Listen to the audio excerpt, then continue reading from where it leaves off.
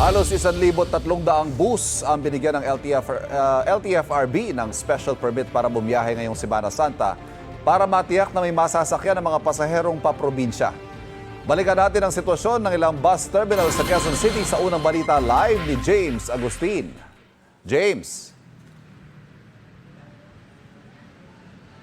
Ivan, good morning. Ilang oras sa matyaga naghihintay ang mga pasahero na pauwi sa kanilang mga probinsya para lang makakuha ng ticket. Fully book na kasi yung maraming biyahe. Ang ibang mga pasahero nga na nakausap ko rito sa Cubao ay kahapon pa narito sa terminal. Naglib na sa trabaho si Jenny Rose para makauwi sa Panganiban, Camarines Norte ngayon Lunes Santo. Ang problema, wala na siya makuha ng ticket para sa air-conditioned bus. Hintay talaga. Para makauwi lang. Gano'n po kahirap kumuha ng ticket?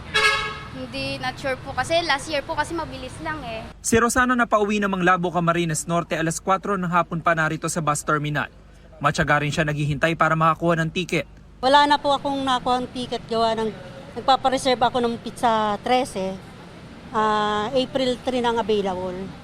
Hindi kailangan ng chance passenger. Ay magtsatsaga, malapit na kami makasakay. Isang bus na lang.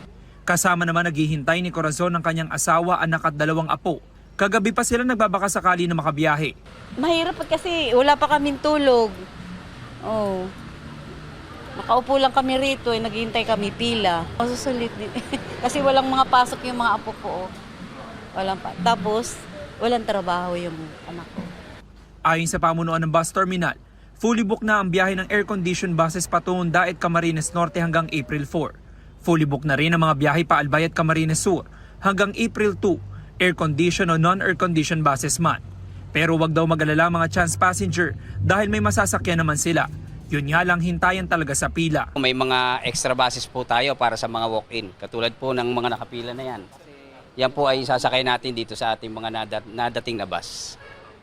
Mga extra na po yan.